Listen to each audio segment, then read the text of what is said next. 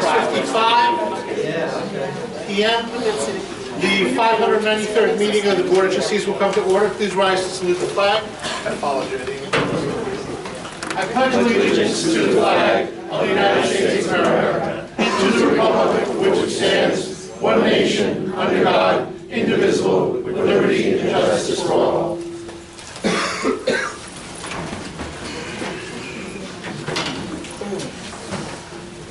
Good evening, all. Trustee Drucker, would you be kind enough to call the roll? I will. Anthony Cornacchio is absent. In case any of you don't know, Anthony is recovering from not only heart surgery, but he also had an auto accident.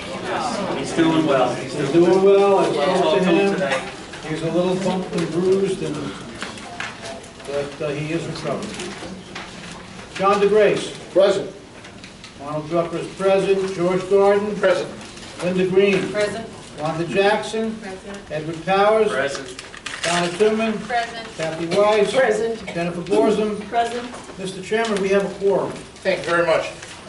Ladies and gentlemen, I request a motion that the board go into executive session pursuant to Section 105 of the Open Meetings Law of the State of New York to discuss the following purposes: the medical, financial, credit, or employment history of a particular person or corporation, or matters leading to the appointment, employment, promotion, demotion, discipline, suspension, dismissal, or removal of a particular person or corporation, and 2, potential litigation with the Nassau County Controller. Do I have a motion? I'll make the motion. Do I have a second? Second.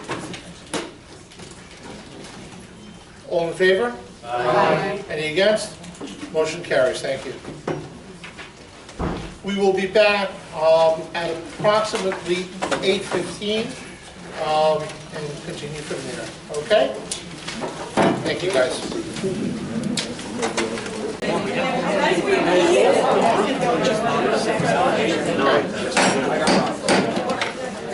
We're going to resume the meeting at 8:27. Sorry, guys, I was off by about 12 minutes. Let's please rise and salute the flag. I pledge allegiance to the flag of the United States of America and to the republic for which it stands, one nation, under God, indivisible, with liberty and justice for all.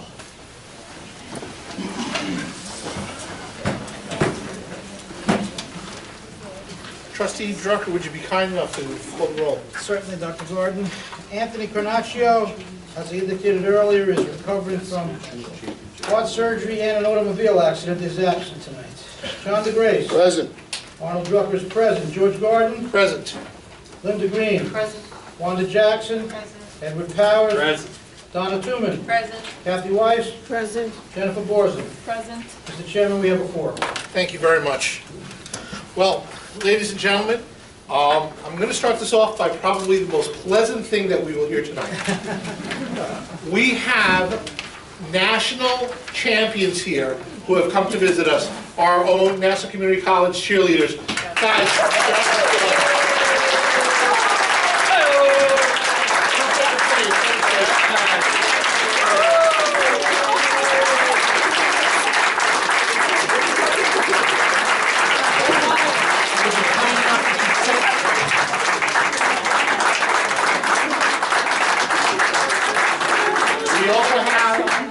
the advisor for the cheerleaders, Alana.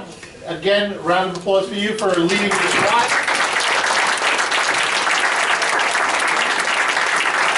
And the cheerleaders have graciously consented to just give us a small sample of why they are the national champions. Watch the wires. Do we move these wires? Wait. I don't want anybody falling and hurting. Be careful of the wires because Yeah, I don't there's not a want lot of anything lanes. to go. We're good. What are we doing? Nassau chant 3 times. Nassau chant 3 times. Ready? Yes, 3 times. Don't be so loud. Wait. You don't have to be so loud. Someone watch the wires. Just you don't ready? A, U, N, A, S, S, A, U, N, A, S, S, A,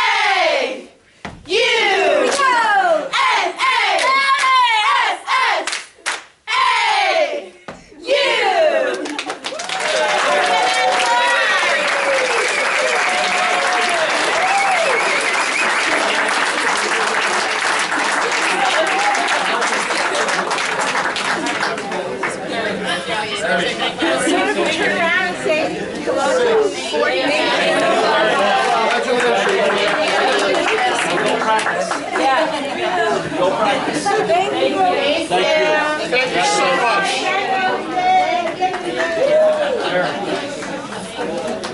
So how do you like that? Dinner and a show?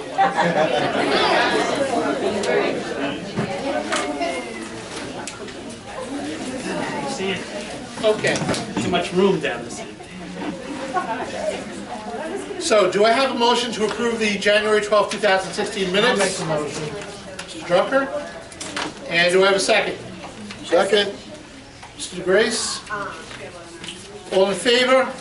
Aye. Any against? Any abstention? I abstain, I wasn't here. One abstention, motion carries 8-0. Reports of the standing committees. Trustee Tooman, would you please introduce facilities? You can just read the resolve. I am not prepared. I do not have, I'll read it. Okay. please.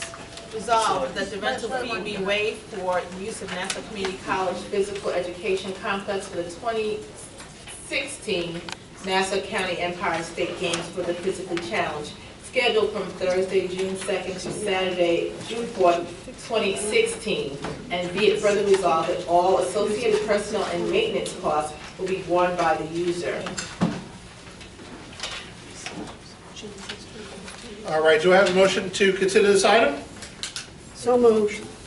Do I have a second? Second. Jennifer, thank you. All in favor? Discussion?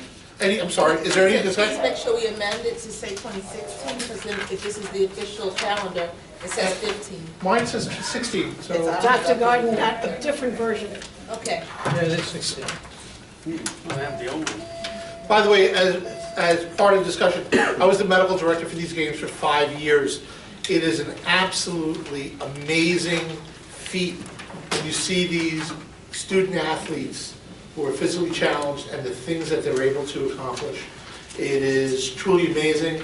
The wheelchair basketball is, should actually be called the Death Wish basketball run, because they are ruthless and aggressive and a tremendous outing, and also the swimming competition.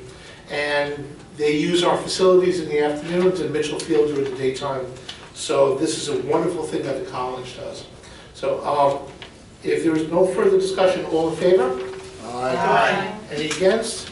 Any abstention? Motion carries. Dr. Weiss, would you like to read sabbatical? Sure. And I'm going to just do the resolve. Yeah, just the resolve, please. Resolved that the following named faculty members are hereby granted sabbatical leave as indicated during the 2016-2017 academic year to pursue appropriate educational or professional activities to enhance their professional competence and/or service to the college. Now, I always get to read names, and I'm the worst name reader. Ellen Botkin, Claudia Cage, Gregory Leidenbauer, and Maureen Palmieri for fall 2016. And for spring 2017, Consuelo Arias, Thomas Emerson, Janet Farrell, Leonitu, Virginia Humlock, David Pecan, Christopher Poulios, and Ann Tabachnikov. So do I have a motion to consider this item? Motion. Do I have a second? Second. Any further discussion? All in favor? Aye. Any against? Any abstentions? We'll take a report from the interim president, Dr. Dolan. Thank you very much. Several items. First, I'd like to welcome someone here in the new position, Frank Vicenda, the new, now elected president of the NCCFT. Frank, welcome. And also to elaborate on some news I shared before, as I indicated, Ann Muth could not be here tonight because Ann Muth is playing grandma to McKenna Alice Connor up in Massachusetts tonight. And I've assured her it's the best club in the world, and so far she agrees. Again, congratulations to our cheerleaders. I've always thought it special when we can start a meeting off by honoring students, the people that were here to really work for and work on behalf of. And towards that end, I hope next month that we will be joined by our Nassau Community College speech and debate team that recently won yet another honor.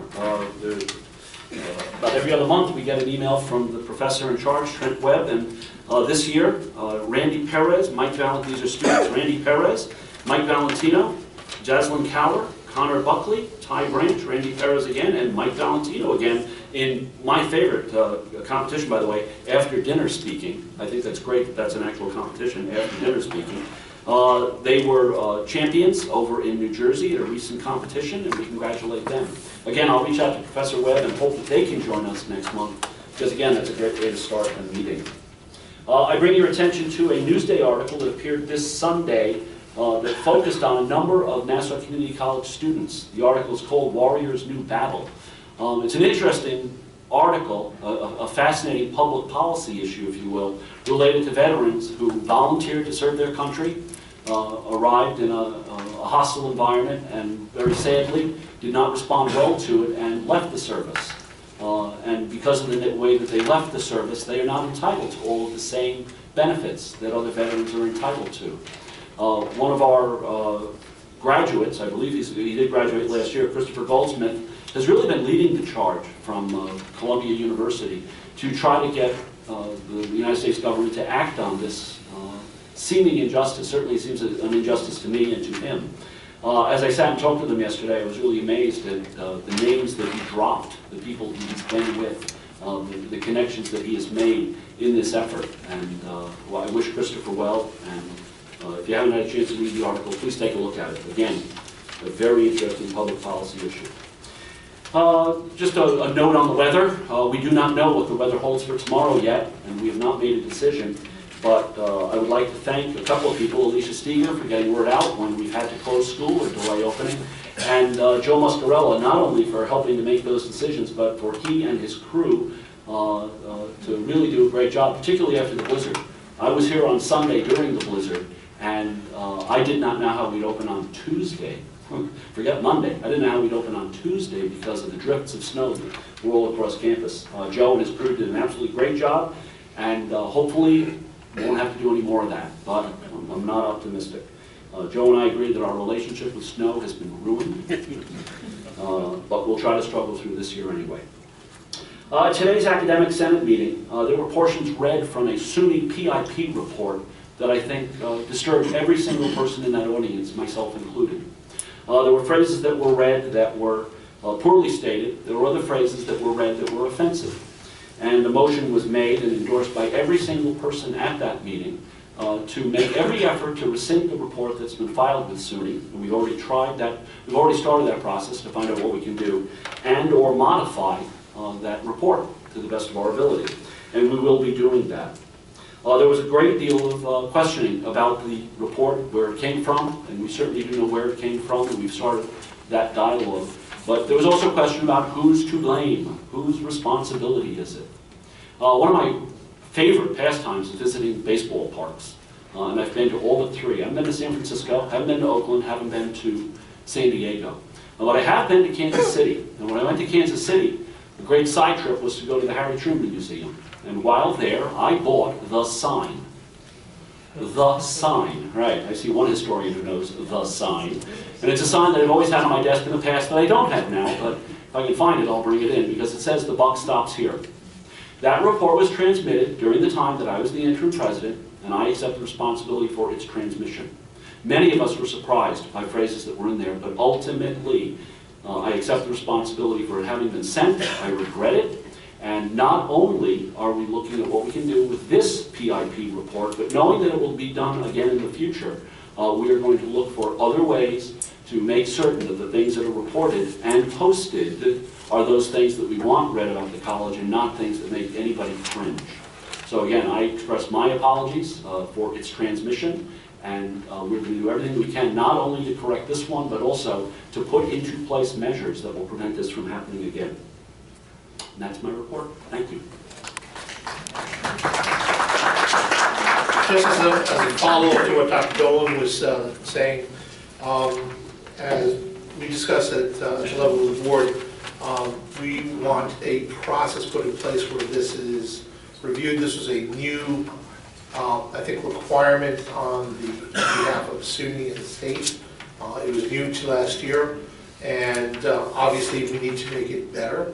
So there will be a review process put in place so that any product that is issued that has the stamp of Nassau Community College on it is one that is reached through shared governance and is collegial, informative, and productive. So we'll leave it at that.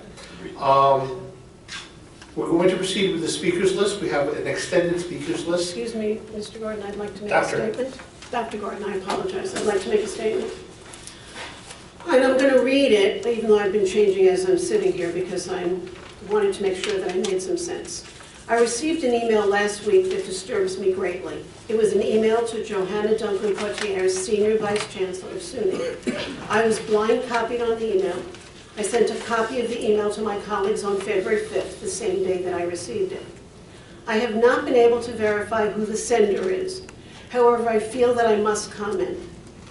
Within the email, there is an accusation concerning one of the candidates for president and statements that he made concerning his candidacy status. In addition, there's an accusation concerning a member of the administrative staff who has purportedly tainted the search process through his actions. If any of this is true, I am deeply concerned and obviously very upset. We as a board asked 2 of our colleagues to chair the search committee for a second time and asked 2 other members to serve on the committee. The time that all of the committee members devoted to the process last year and again this year was enormous. If any of my colleagues have verbally or otherwise committed to a candidate prior to our interviewing all 4 candidates, I urge them to resign immediately. If any board member has been told by outside parties who they should vote for, then that board member should admit to that at this time and resign. When we agreed to become trustees of this college, we did so because we were committed to the education of students and not to further our employment or our political status. I am disgusted if the allegations are true in whole or in part that we wasted $100,000 on an ill-conceived search, money that it could have been spent to enhance our instructional program.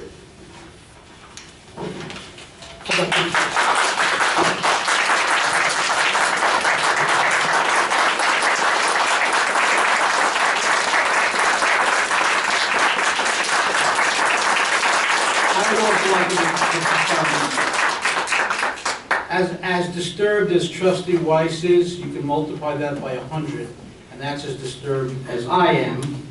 I can't speak for Trustee Jackson, but I'm sure she's equally as disturbed, because we have invested, dedicated, devoted a year and a half to this process. And the mere thought that this process could be derailed again sickens me to my core. I don't have a lot of free time. And the fact that I have devoted the time to this, and everyone, the 16 members of this search committee can attest that the process has been pure, pristine. And for someone, whether it's founded or unfounded, to try to inject some sort of scurrilous or even just rumors about it being impure makes me very, very upset. As an attorney by profession, I have a real problem with it legally too, but I'm not going to get into it now. When I first read the email that Trustee Weiss referred to, I immediately informed Chairman Gordon that the veracity of this email must be investigated, but not by someone affiliated with the college. Someone or some entity that is independent, perhaps SUNY or an outside law firm. I'm a firm believer in the adage, where there's smoke, there's fire. So although it's unfounded and an anonymous email, I believe it merits investigation. I believe that this email, as unfounded as it may be, has tremendous potential fallout and ramifications as it relates to the current and ongoing presidential search, over which Trustee Jackson and myself, as I said, have devoted a year and a half. And this college has withstood a number of hits over the past couple of years because of this process. And that the mere possibility that we could have another hit to our reputation sickens me again. But again, the process has been unanimously lauded by each and every search committee member as pure, pristine, and professional. And it pains me to have to make these comments, and I actually lost some sleep over it, but I feel compelled as a member of this board and as coming within the ambit of the public officers law. The only way, in my opinion, that we can preserve the integrity of this process and ensure that all candidates believe that there is a level playing field going forward is if Dr. Saunders withdraws his name as a candidate immediately. Unfortunately, it is the only way. This would then ensure that our search will not be derailed for a third time, and all of our voluntary time was not wasted.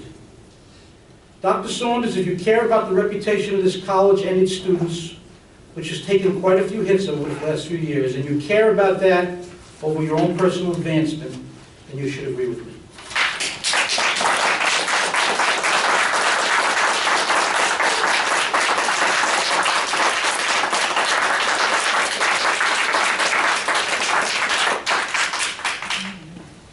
Any other member of the committee wish to express an opinion?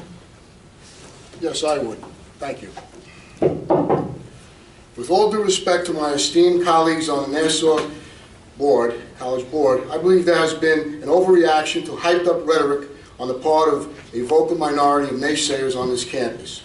I refer specifically to an email from Andrea Campbell that was forwarded to the board via Kathy Weiss regarding the presidential search. The email from Ms. Campbell is nothing more than a rambling string of accusations without perceived improprieties with the search process, basically lodged alleging over the amount of votes Dr. Saunders expects in the selection process. The last time I checked, there was no law about projecting confidence in the outcome of any legally executed search process and subsequent vote, as that is what she alleges has been alleged. Alleged by whom?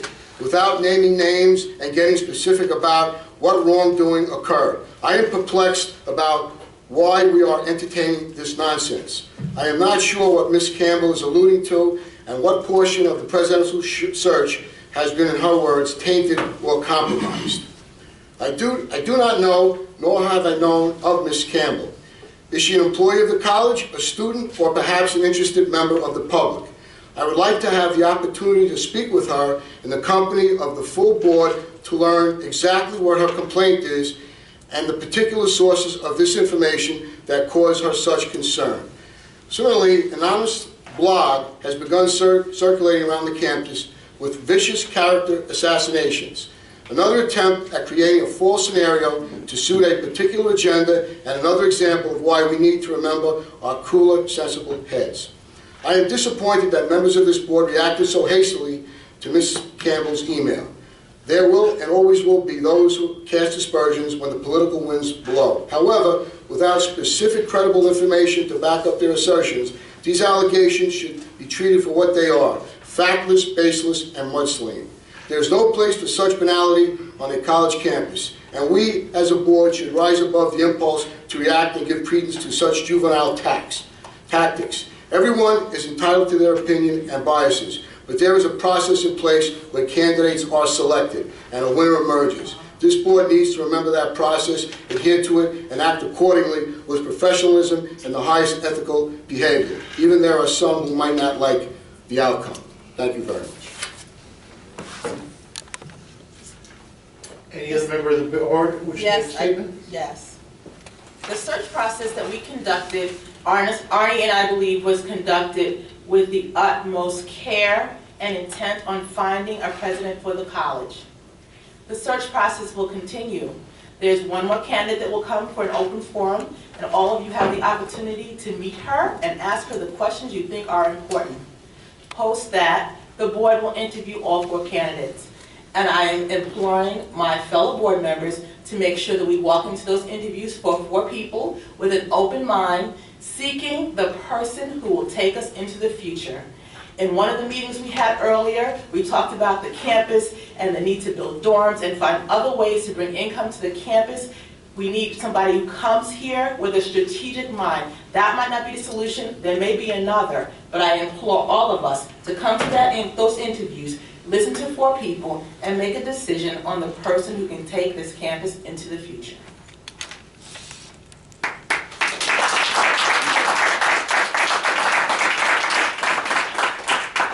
Any other member of the board wishes to make a statement? Okay, I will. I am deeply saddened and troubled that trustees Weiss and Drucker have sought to take an unfounded allegation and turn it into a new form of sensationalism for the benefit of the present company.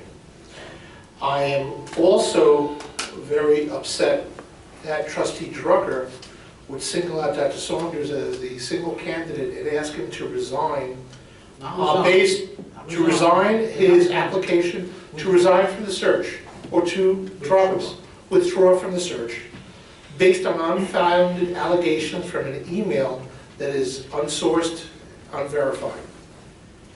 The fact that you, who have run such a fabulous job with Trustee Jackson over this 18-month process, the only unprofessional thing I've seen has occurred tonight with your statement. And I would call upon you to resign as the vice chair of the Presidential Search Committee for the statements that you've issued out in public tonight, singling out a candidate based on unfounded allegations. And I will bring this up to SUNY based on your actions tonight. You have that right. The history of this college and the reasons and people involved in prior failed searches is well documented. Trustee Drucker, you were involved in the prior failed search. Not the first one. The first one, yes, you were. And in the fact, second one was in the first one, when I called for an independent evaluation I wasn't on the committee. of the first search. I wasn't on the committee. No, but you were. I was a board member. You were a board member I came who in at the end, but I interrogated. wasn't on the committee. You were there to interview the people who were involved, and when I called for an independent search, I was voted down. And you were one of the members of the board who voted me down. And that's totally irrelevant. I was involved in that search, and the search You just called for an independent evaluation of an unfounded allegation, an email that has no basis. Well, let someone else be the arbiter of whether or not it's unfounded, not us.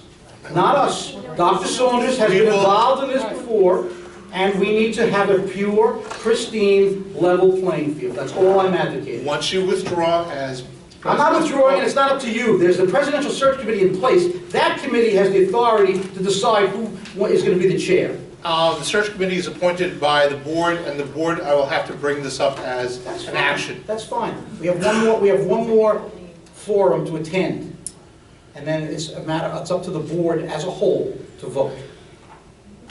And you can't keep me out of that. Absolutely. Now, you have a right to vote for the next candidate, as does every member of the board. That's correct. And mind you, I know of one candidate, I don't know the next 3, and I'm looking forward to interviewing them and finding out what is the potential for good that they can do for this institution. As are we all.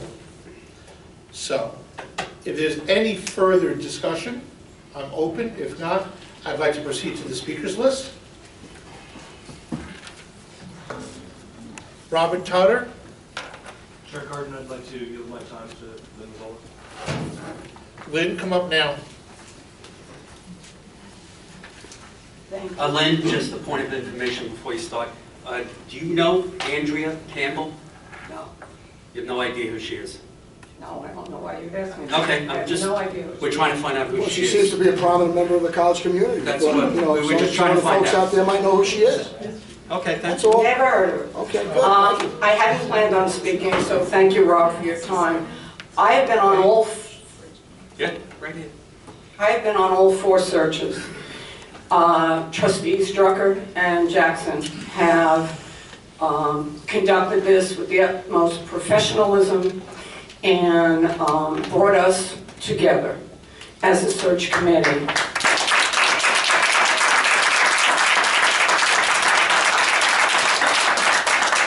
I was also on the search where there were unfounded accusations against the search committee. And this board deemed, without even speaking to us, to sully our reputations. So I really object to that also. And no one on this board did anything about that at that time. And there were anonymous accusations made about people on that committee. So remember that when you go into your deliberations on everything else that has occurred here. And again, I do want to show my appreciation for all the hard work that all the board members do, and also for those others, Trustees Power and the student trustee, for being on this committee. It is not easy. I can say that from doing it 4 times, and I swore I wouldn't do it the 4th time, stop laughing. And I will not, I promise you, will not do it a 5th time.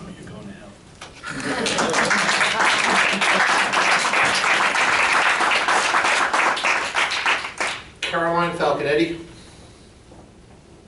Not here. Donna Hope. Good evening. First time you've met me. Hello. Point of information, Ms. Hope. Do Yes, you sir. know Is this Andrea for- Campbell? Why don't you just ask everybody in one fell swoop? Excuse me. Does anybody know Andrea Campbell? Do you know Andrea Campbell? Does Never anybody? heard of her. Okay, thank you. That's all I I wanted to think know. about soup. I don't know. That's all. I just want to know. I got nothing. Hello.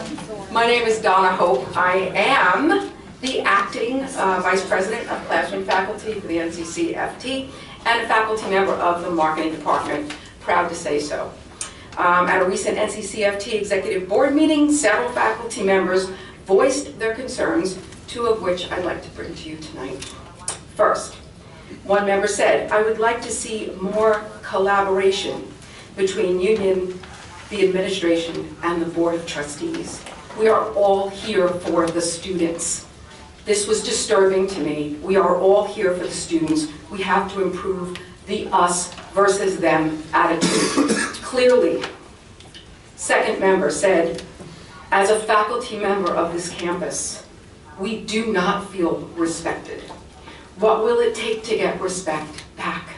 And that is something I witnessed myself at one of the presidential forums. I got there early.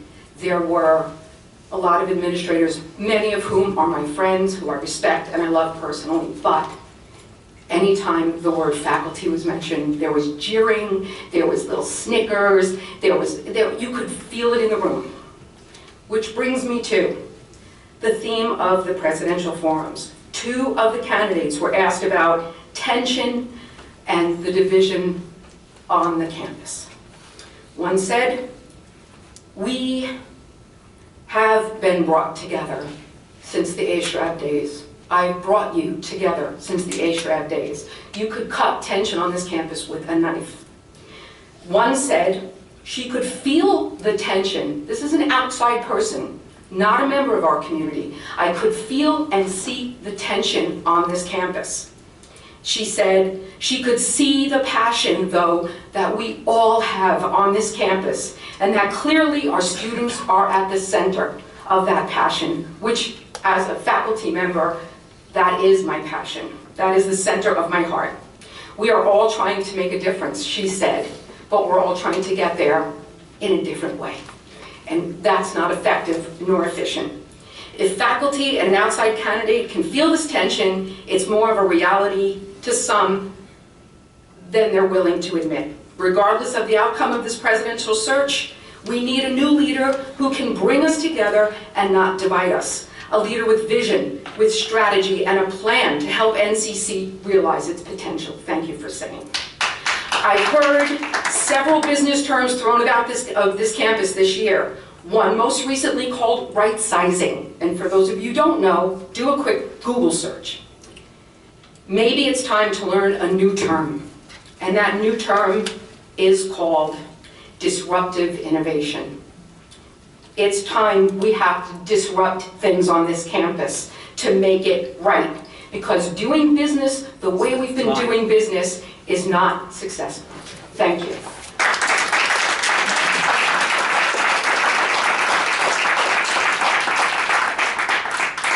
Dawn Smith.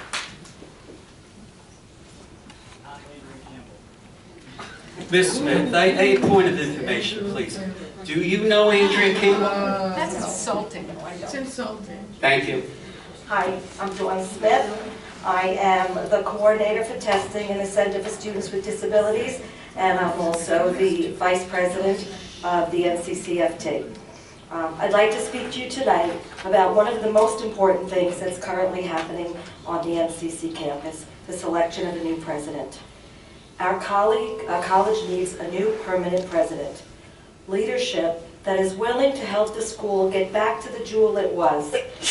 God bless you. Not only has enrollment been declining steadily, but so is the cooperation and respect between the faculty, the administrators, and the board of trustees.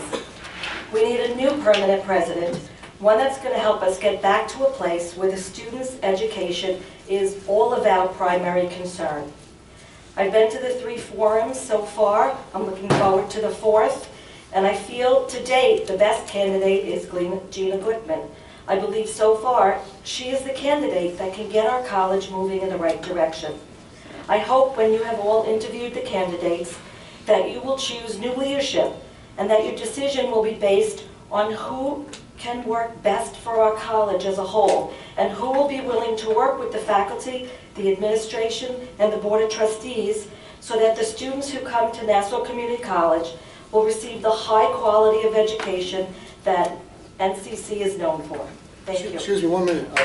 Just want to ask a question. Have you met with all the candidates? The 3 so far, So yes. far, but you haven't met the No, that's why I said I'm looking forward to the Oh, 4th. okay. So you really can't make a decision yet, correct? I said, I'm not going to make a decision. I'm giving you my opinion on the 3 so far. Okay, no, personal opinion. Thank you very much. I appreciate it.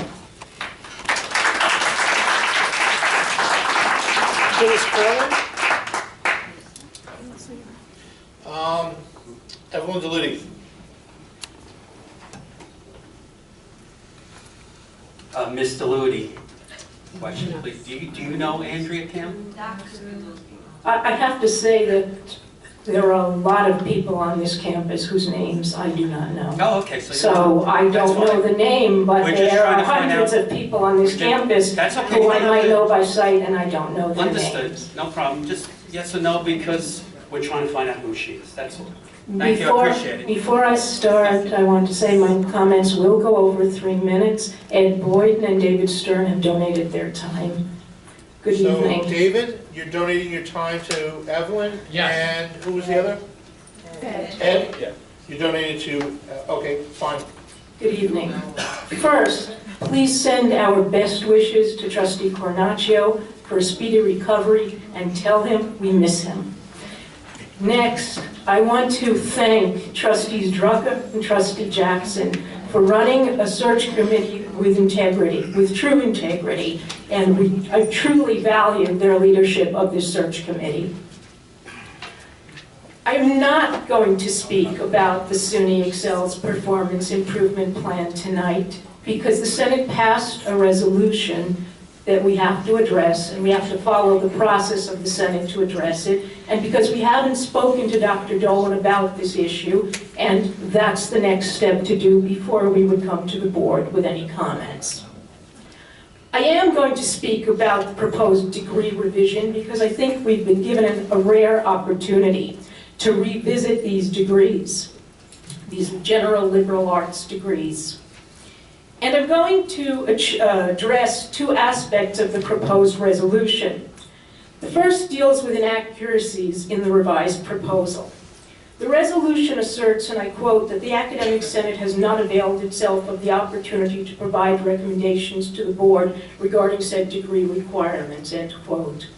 However, in keeping with the procedures for communicating with the board, we provided information to the interim president, and we were hoping that this information would be reviewed before any decisions were made.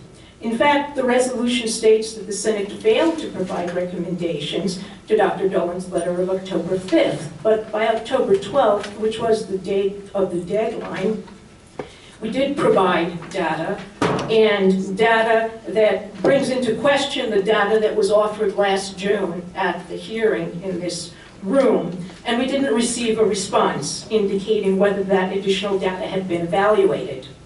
In the same letter, we informed Dr. Dolan that the Executive Committee had charged the Senate Curriculum Committee, which is the body that should be looking at curriculum, to review the matter.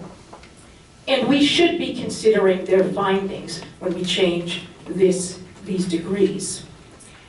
Another inaccuracy occurs in paragraph 2 of the degree distribution regarding the AS degree. The entry indicates that, quote, the physical education requirement be eliminated as for the AA degree, end quote, which is not at all what I take you intend the resolution to say, but that is in this resolution.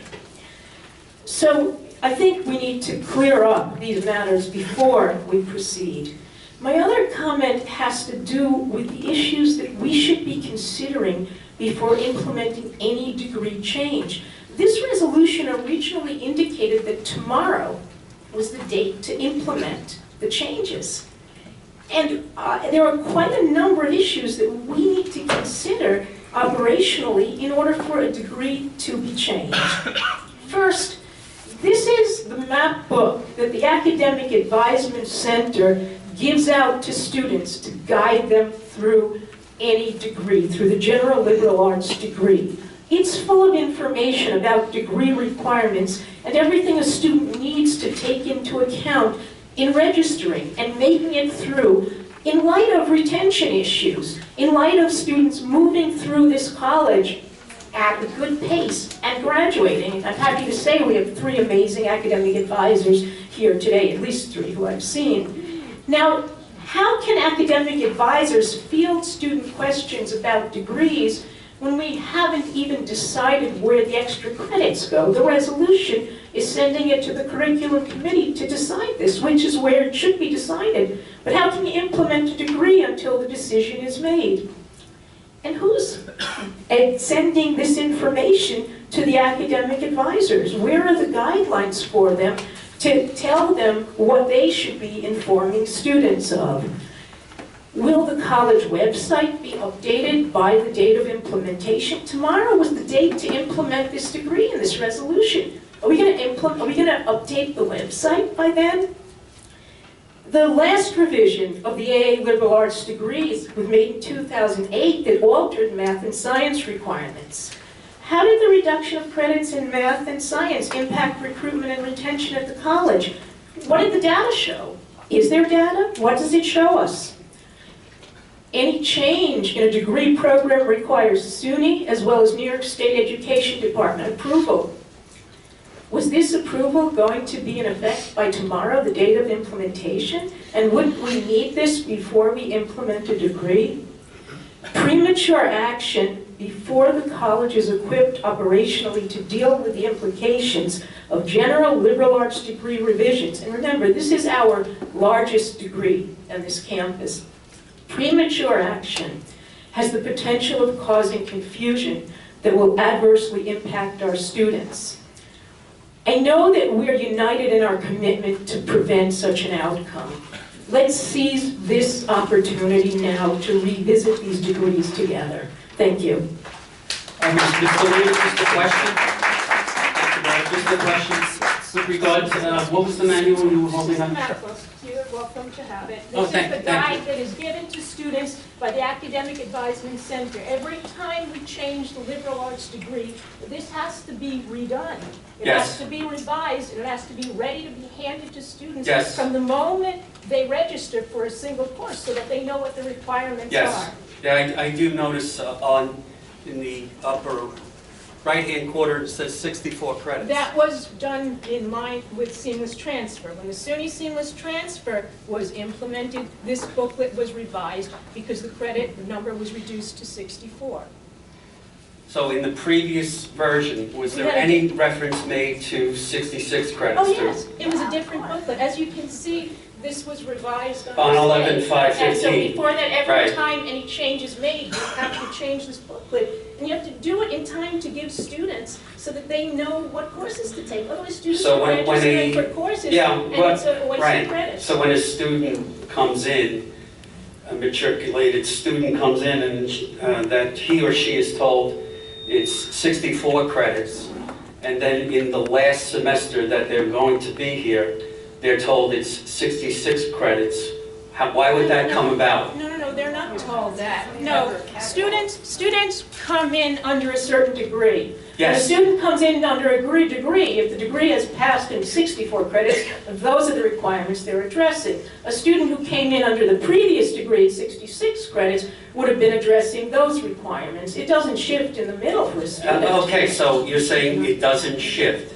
So if originally it was 64, and somebody tells a student in their 4th semester that it's 66, that doesn't fly. Nobody tells a student. I'm just asking, I didn't say anybody. No, but it's I'm not asking the possible. question. Oh, okay, it's not possible. No, because the student is registered under a certain degree. So the student can't suddenly, I mean, that's not, I just don't follow. Okay, thank you, I where the question is appreciate it. going. I appreciate you answered the question. Thank you. Banner implements it. I would like to respond.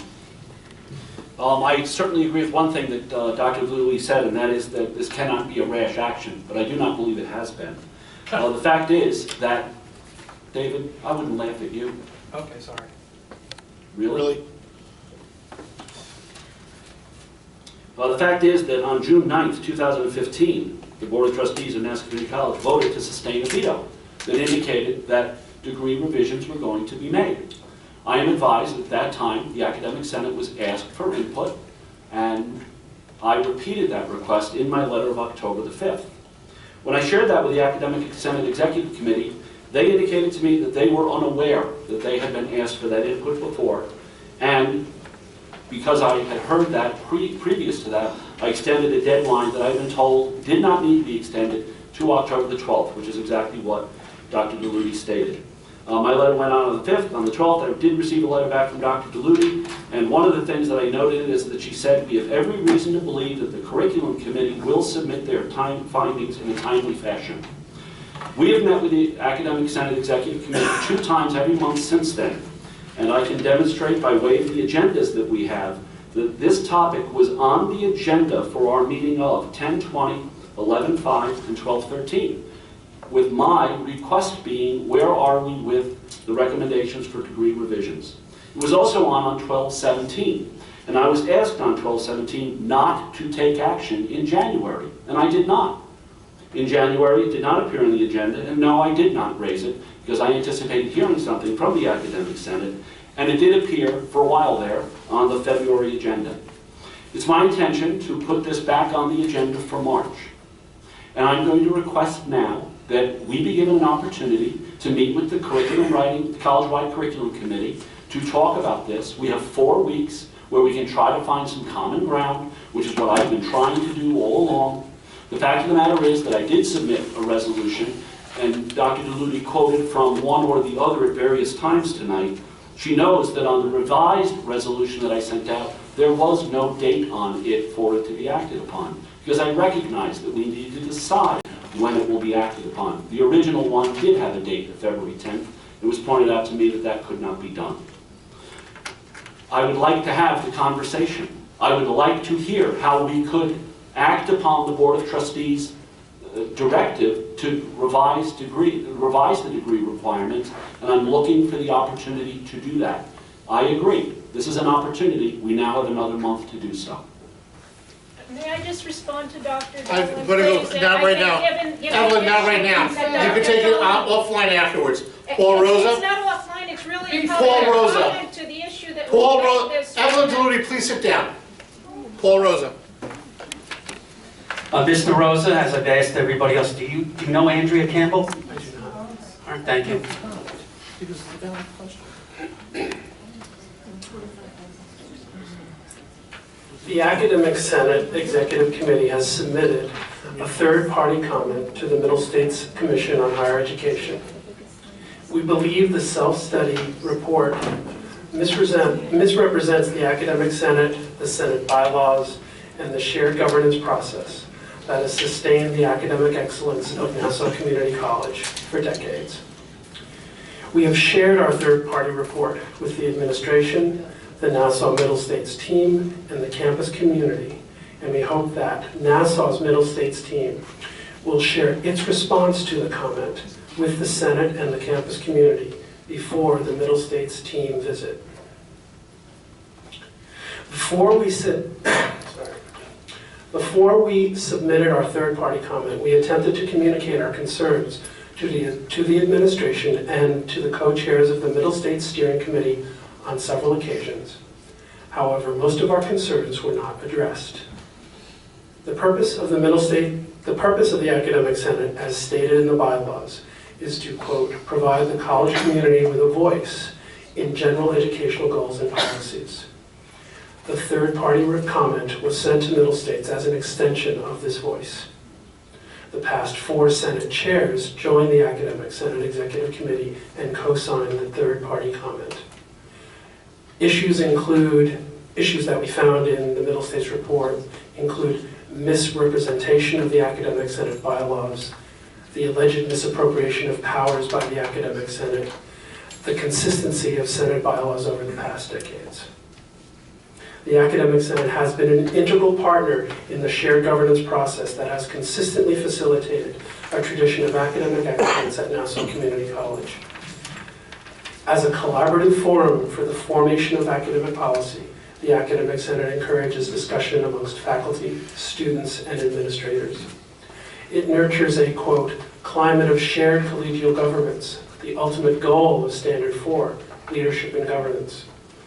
We hope that the visit of the Middle States team to Nassau Community College on March 14th, 15th, and 16th will serve to reestablish this effective shared governance process to maintain the continued academic excellence of Nassau Community College. Thank you. Thank you, Paul. Chris?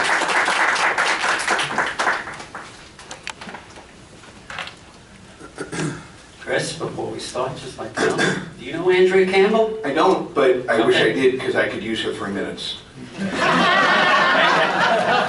For real though, if anyone has 3 minutes to give me, I could probably use like a minute or 2. Anybody? All right, I'll talk fast.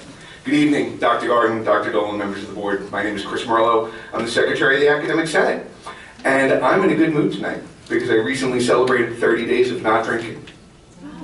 Now, wait. Not in a row.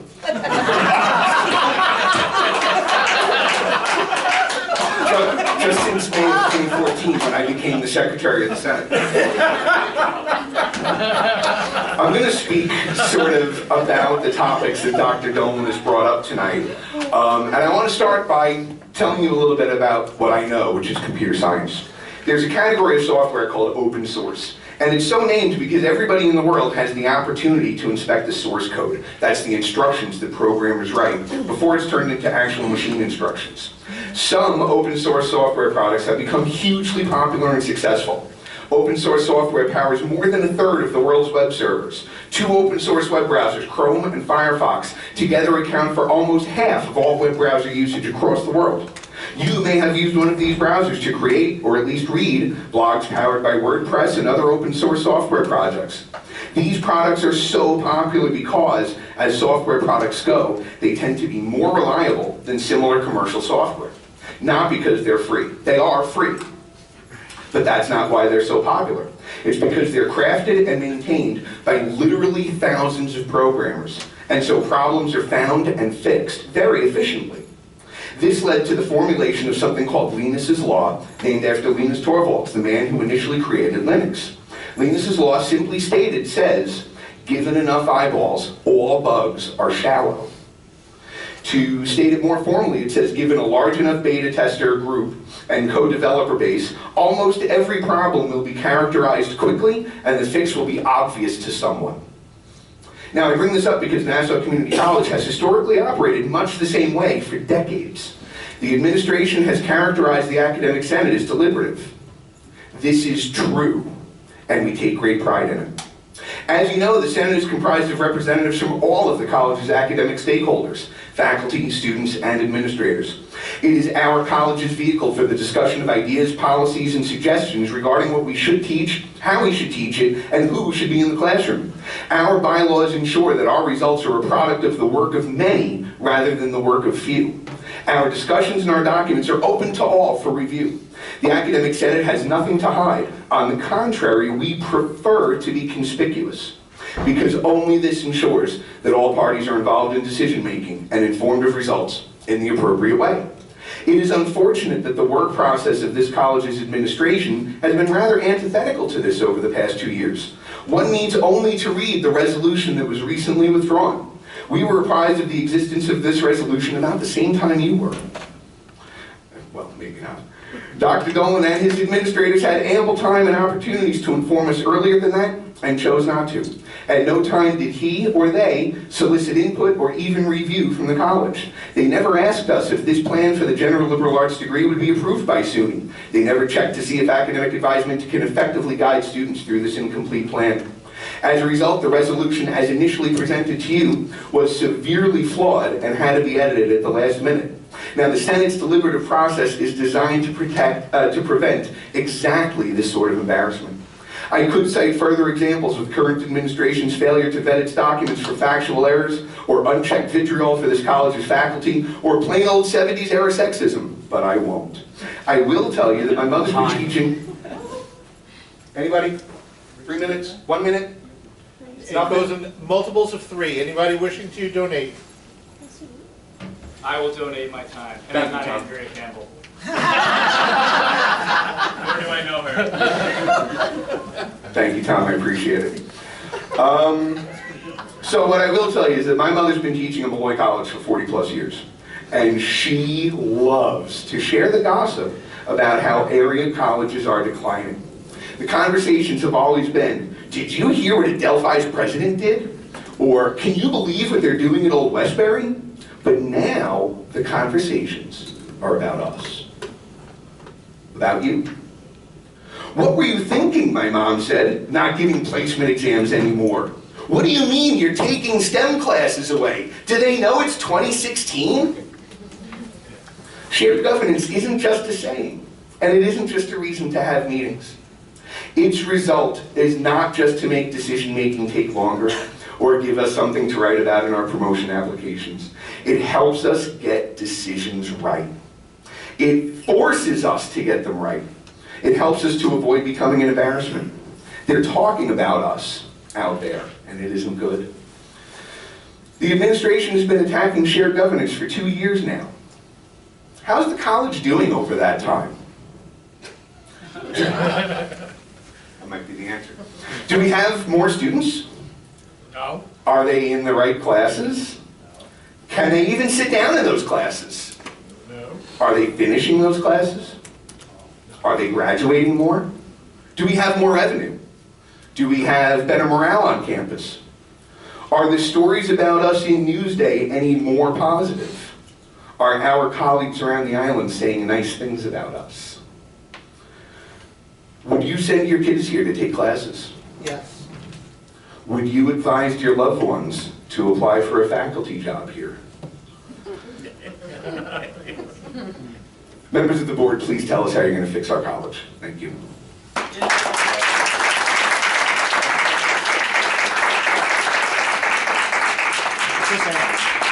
Chris, I agree with you that that first iteration that I distributed was, I don't know what your phrase was, seriously flawed, fatally flawed. It was flawed. And only because faculty members came to me and said, ooh, what about this? What about that? Was I able to offer a second iteration? That'd be great if we could continue that dialogue over the next month. And in fact, that second iteration is the one that you have, and Evelyn, I apologize. There is a third iteration that does not have the date on it. I am apologizing to you, but that's what I was going through. You and I have a, you were silent. You and I have a relationship based on honesty, and I am saying it now. The third iteration, I assure you, this could not be acted upon February 10th, something else that the faculty was good enough to point out to me and the reasons why. And hopefully, before we're done, by next March, we can have a document that is not flawed at all. And we could do that by way of working together on it. So, Chris, thank you. Will you just be sending us that third iteration? Yes, I will. Thank you. There is don't wait too long. There is only that one change. That is that there is no date on it. So, I don't know. I don't want you to wait to get that to respond. So if you just cross out the February 10th date, that is the iteration that we can begin the dialogue from. May I make one brief response? Just hold it offline. I bet I have some minutes left. Yes. One sentence. Dr. Dolan, thank you for saying that, and I hope you'll find that the plan for collaboration is the shared governance process we have. When do we meet? Thursday. Yep. With CWCC. Come to the meeting. I think they meet Thursday, right? CWCC is Thursday? Oh, it's after the break. When is Okay. it? When is it? February 25th. That'd be great. Rich Cohen? It's Enrico Caruso's birthday also. And George Harrison. Mr. Cohen, I must say this, do you know Andrea Campbell? No, I do not. Oh, thank you. Okay. I'm Richard Cohen, Department of Physical Sciences, and I'm also the co-coordinator of the Honors Program. There's two things I want to address, so I'll talk very, very quickly. First of all, I'm paraphrasing based upon what someone was talking about before in terms of the blog post and the accusations that are being made about the presidential search and the people involved. I believe people call them baseless accusations or something to that effect. I'm sorry if I'm getting the language incorrect. The fact of the matter is, the blog post that I read had names, had organizations, had, I believe, dates, and had a ton of information. That is not baseless. There is a base to those accusations. I do not know if they're correct. None of us probably know if they're correct right now. I know. We need to Regarding find my out. situation, I'm correct. They're baseless. Baseless It's on mentioned what? in there. What are you basing that on? If you want to talk to me in private, I'll be happy to. I'm not bringing it up. You made a public statement saying they're Because baseless. there was and an we have erroneous no fact evidence of that. about me in the blog. So there's one fact that is It's incorrect. enough for me. It's enough for me. So everything else is wrong because of one I fact. can only attest What to if I that. show you one fact that is correct?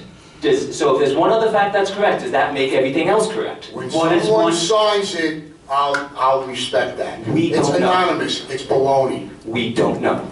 Well, I know it's baloney. So the one thing that's said about you might be incorrect. I don't know. It is. I don't. It is. Okay, so let's accept the fact that that one statement is incorrect. That does not mean everything else is incorrect. There's other aspects of that blog post that have nothing to do with Trustee DeGrace that have called into question everything that's going on, and we need to know the truth. We have to investigate it. Now, I also want to speak quickly about the science and math standards. It's something that's very near and dear to my heart, as I'm part of a science education doctoral program at Stony Brook University, and actually looking at how science courses impact graduation rates is the basis of my research. The fact of the matter is, if you go back years to the original Board of Trustees resolution, if I remember correctly, part of the reason why they were saying that we should change degree patterns is based upon improving graduation rates. That science and math cause students to not graduate. We do not know this, okay? I have done the literature search. I'm happy to sit down with you and go through the literature search with you. The literature does not exist. This has not been studied. Having one set of data that says which requirements students have not completed prior to graduating is not a connection. That's not what's causing students not graduate. We don't know. We need to find out because we're here to serve the students. We need our students to graduate because that's in their best interest, and we're here for the students to do what's in their best interest. We need to investigate why students are not graduating, and that's what I'm investigating, and I'll be very happy to be part of this conversation to go through the literature and see why students are not graduating. Thank you.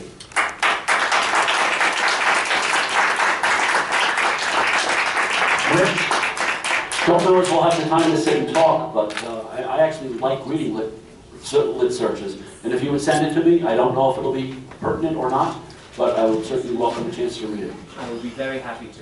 Thanks, Rick. Juliana Dykstra? Julie's not here today, but she just wanted to announce that SGA will be having a bake sale Thursday during club hour in the CCB, and the money will go to a scholarship given out by the foundation. Okay. President Frank Crescenda of the NCCFT. That's the last formal one you'll get. This is nice, though. Mr. President, So that I'm not Frank? interrupted. Yes. Yes. Do you know Andrea Campbell? She's city council of Boston. No, I'm trying to find out Yeah. myself. I don't know. Oh, thank you. She is. I think somebody's going to give me their 3 minutes. Okay, Zia Durrani. I'm sorry? Zia Durrani. Zia Durrani? Okay, Yes. thank you. What an interesting week and interesting day we've all had. All these emails and accusations being made concerning the presidential search has my head spinning. If there is no truth to them, shame on the accuser. If there is truth to them, yikes. To dismiss them is unconscionable. However, listening to you all tonight is more telling than anything Ms. Campbell could ever say. Either way, I urge this board to recognize the level of distrust and lack of confidence permeating all our ranks. This is not occurring because time for selection of a president is getting close and folks are afraid.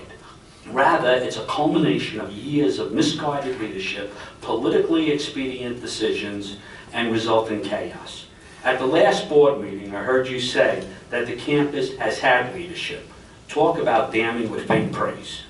It is incredulous to take credits for the police academy, emergency shelter, or free tuition for firefighters, as these were works in progress and would have happened under anyone's watch. Yet if Dr. Saunders wants to take credit, he must also take blame. It is under his watch that the cost cutting has allowed student services to be unable to assist our students and stay in school. It is under his watch that for whatever reasons we have been unable to attract more high school students. It is under, and adding to historically low enrollment. It is under his watch that every year we have to hear about how our budgetary plans have failed. It is under his watch that has allowed this Board of Trustees to have to interfere in academic issues that we struggle with constantly because he cannot articulate an academic vision, resulting in the breakdown of a once functional Senate. It is unfathomable that this board, with any sense of reason and responsibility, can choose to continue on this path. While we take into consideration the hiring of Dr. Dolan, which might have been meant to take the heat off of Dr. Saunders during the search and press the new acting president to carry the board's water, hopefully not waterboarding, it is obviously isn't working. We need a new leader, and so far the other new candidates have been exceptionally qualified, competent, and impressive, and I look forward to hearing from Ms. Lee. I feel compelled to discuss with you a situation that recently came to our attention. As you're aware, our faculty are a diverse, intelligent, and talented group of individuals. This is demonstrated in the countless activities, projects, seminars, research, and positions we hold. We provide multitudinous services in the classroom, labs, technical centers, counseling centers, library, and tower. We provide incalculable services to student clubs, organizations, athletes, Senate committees, department committees, community service. Our contributions are so evident they're memorialized in our contract. The college recognized an obligation to make available to the community the professional competence and technical knowledge of faculty members.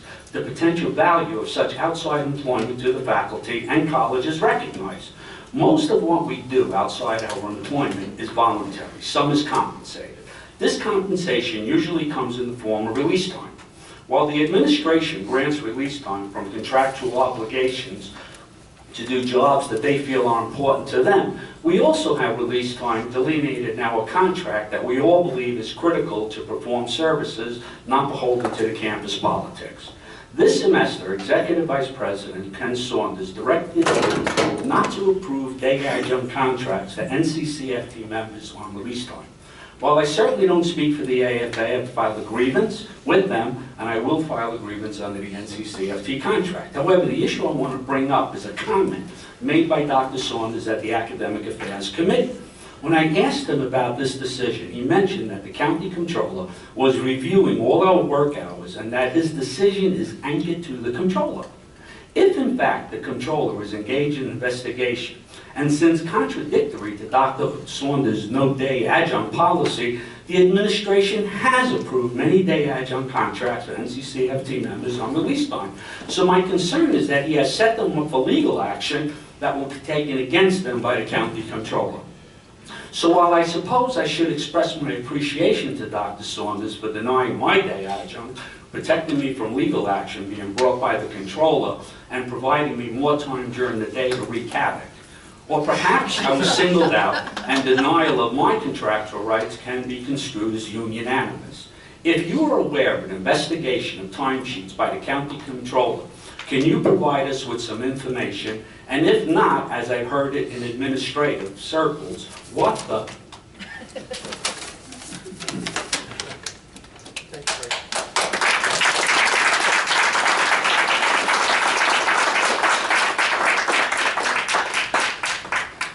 Stefan Crampier. Scott Stark.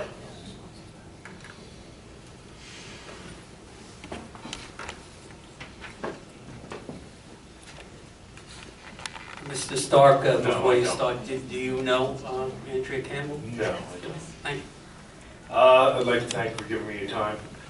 I'd like to reiterate what Stefan Crampier, the president of the AFA, said last month, and I'll paraphrase that everyone in this room has the best interest of the students at heart.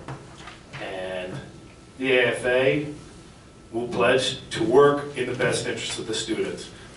What I would like to also state is that I hear a number of people come up here and talk about all the stakeholders in the college, and I just want to point out that the AFA and the adjuncts here are a large stakeholder in this college, and I'd like that put in the record. Thank you very much. Thank you. Kimberly Reiser.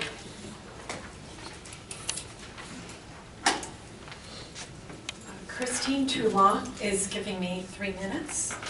Ms. Reiser, just want to ask you, nice to see you. Same Do you here. know Andrea Campbell? I do not. Thank you. Oh, by the way, I don't know her either. That's Christine Toulon. Thank you. Mr. Chair and members of the board, my name is Kimberly Reiser. I'm a professor of biology and president of the AAUP Advocacy Chapter on campus. First, I would like to thank the members of the search committee. Clearly, it is not easy, and I was on the search committee, the first search committee, prepared that 30-page document countering the bogus charges of bias. So I know how hard, how time-consuming, and the energy that goes into the search process. Thank you. I would like to discuss the current presidential search by referring to an article published in Inside Higher Education on June 17th. It was entitled The 3-Year Search. It detailed NCC's 3-year ordeal to find a permanent president. We think the article illustrates how Dr. Saunders used his insider position as acting president to promote his ongoing quest for the NCC presidency. He touts his fitness for the job, both fiscal and academically. We see things differently. He states, I quote, "I'm committed to this institution, and in my 3 years serving as acting president, I've done, in my estimation, and according to others, an exceptional job." In support of this, he asserts he's raised over $11 million in grants and more than $20 million for capital projects and $50 million for on-campus training facility for the Nassau County Police Force. These claims are misleading. In fact, the project for the police was in the works for a long time. Most of the grant monies have been in place for years and were the result of ongoing work of faculty committees, programs driven by faculty initiatives, and the grant office. Moreover, NCC's capital budget has been well funded thanks to Dr. Muscarella's efforts. The issue is not how we are going to fix the fountains, but how to secure the needed revenue to operate the college. It is the operating budget that is problematic. We find it remarkable that in-house, Dr. Saunders asserted we were in dire fiscal straits, yet when interviewed for a national audience, he extolled our fiscal stability. Which is it? We need a president who is proactive, not reactive. What we do not need is a president who closes operating budget gaps on the backs of our students with annual tuition increases while depleting full-time faculty lines, whittling away the college's fund balance, and cutting academic department budgets. Dr. Saunders defends his record in this article and suitability for the position, stating that the faculty weren't challenged under Finelli, but He and ASTRA began to question the logic and reasoning behind some faculty initiatives, and subsequently he put forth some of his own. We'd like to know what they are. Most egregious of all the changes he has instituted has been the systematic destruction of shared governance. Case in point, what happened with the SUNY Excel PIP report. The resolution, by the way, was passed in a year ago, January 2015, under Dr. Saunders' watch. In the article, he states that those that are against him are in the minority. We do not agree. The main representatives of the NCC faculty are not in favor of Ken Saunders becoming NCC's permanent president. At this point, we urge you, our trustees, to put political agendas aside and do the right thing and choose the most qualified candidate. That's the words, qualified candidate for the position. By your actions, you can demonstrate that at last we will have a genuine search, unmarred by the appearance of favoritism or internal wrangling. Only in this manner can we begin to return our campus to a semblance of normalcy. In the interview, Dr. Saunders stated, "My record speaks for itself." We agree, it does.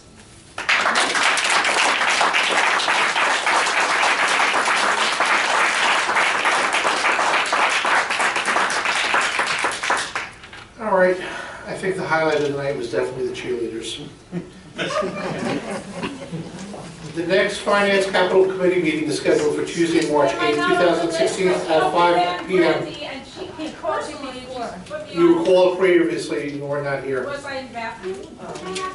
I have, the audience said that you were not here. No, you did not.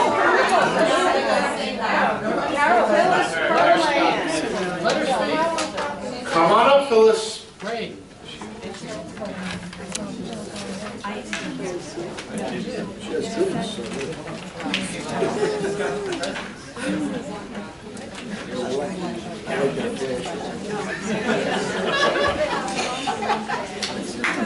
Ms. Curlin, by any chance, do you know Andrea Campbell? You know, if you want to know who Andrea Campbell is, I suggest you ask HR to look it up and see if she's an employee, or look in the list of all students and see if she's a current student, and then you'll know if she's associated with the college. In terms of if I know her, if she's not at the college, it's no one's business. Okay, thank you. Anyway. Thank you. Just for a point of information, I don't ask this flippantly. At this meeting tonight, somebody asked one of the presidential candidates to not be involved and not go forward. Others are attacking the Presidential Search Committee, of which I was on, and Trustee Borson.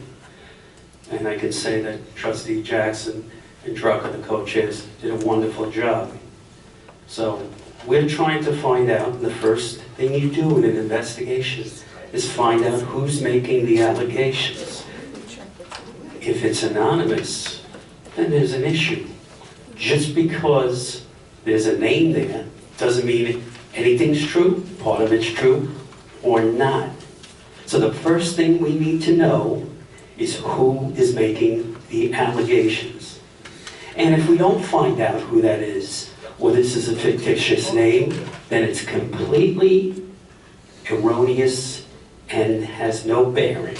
That's why I ask.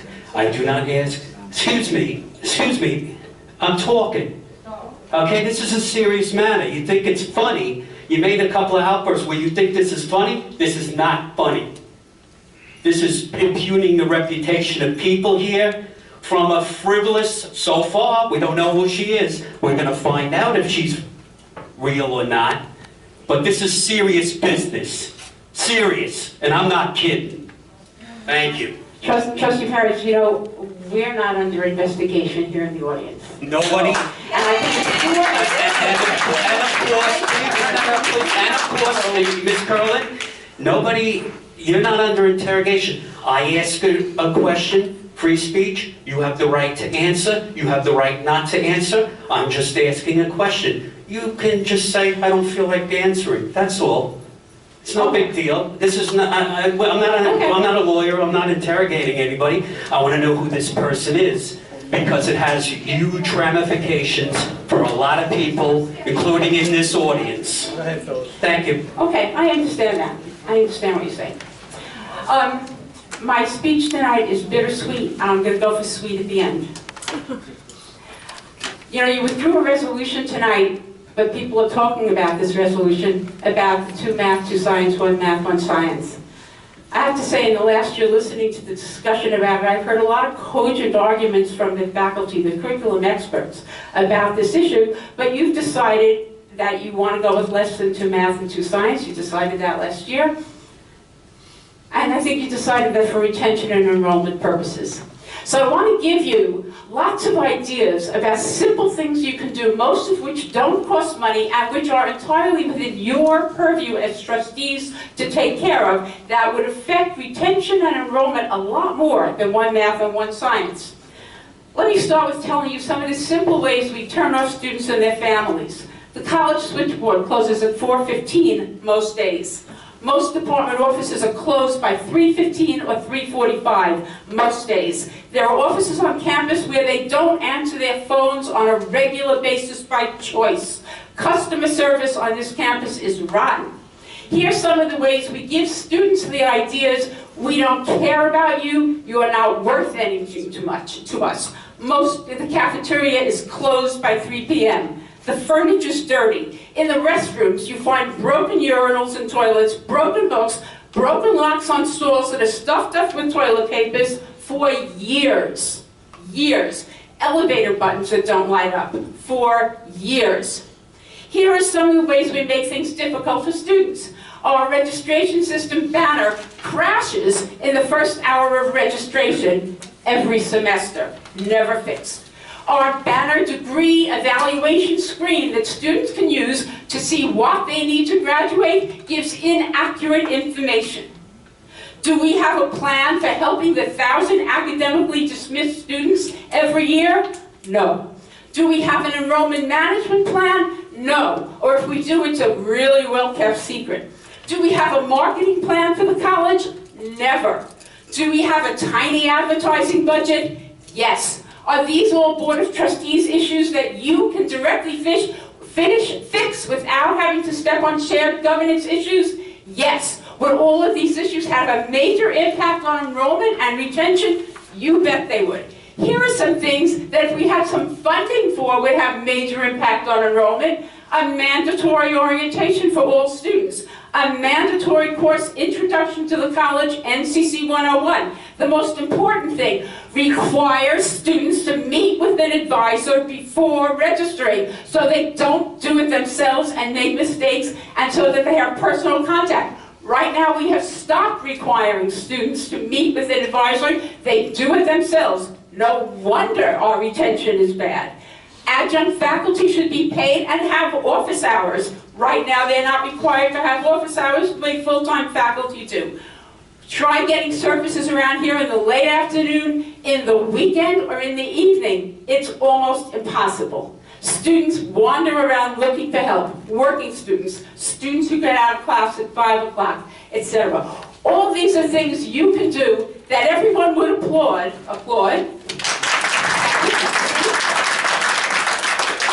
and would really have a major impact on what we do here. Pay attention to what is going on this campus and how we are falling apart and not serving students. And you will begin to see our enrollment begin to rise instead of falling by 2, 3, 4, and now 5% semester after semester.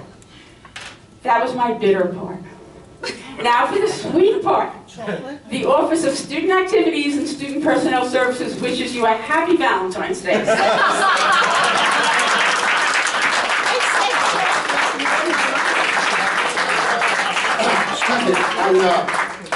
I would like to ask a question. You bring up some very, very good points.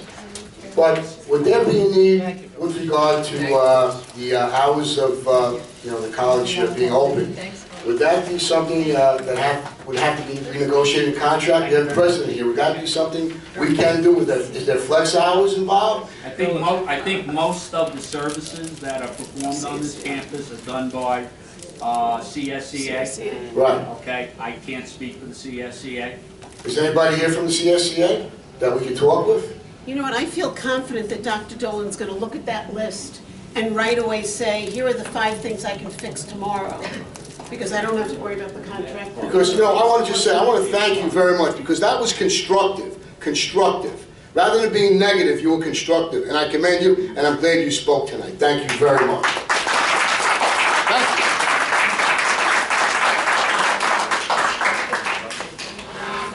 Any other comments from the board? The next Finance Capital Committee meeting is scheduled for Tuesday, March 8, 2016 at 5 p.m., followed by the full board meeting. The board will open public session between 6:15 and 6:30 and resume public session at approximately 7:30 p.m. I request a motion to adjourn this meeting. Do I have a motion? I make the motion. Do I have a second? Second. All in favor? Aye. Any against? Any abstention? Motion carries. Meeting is at 9:56. All right.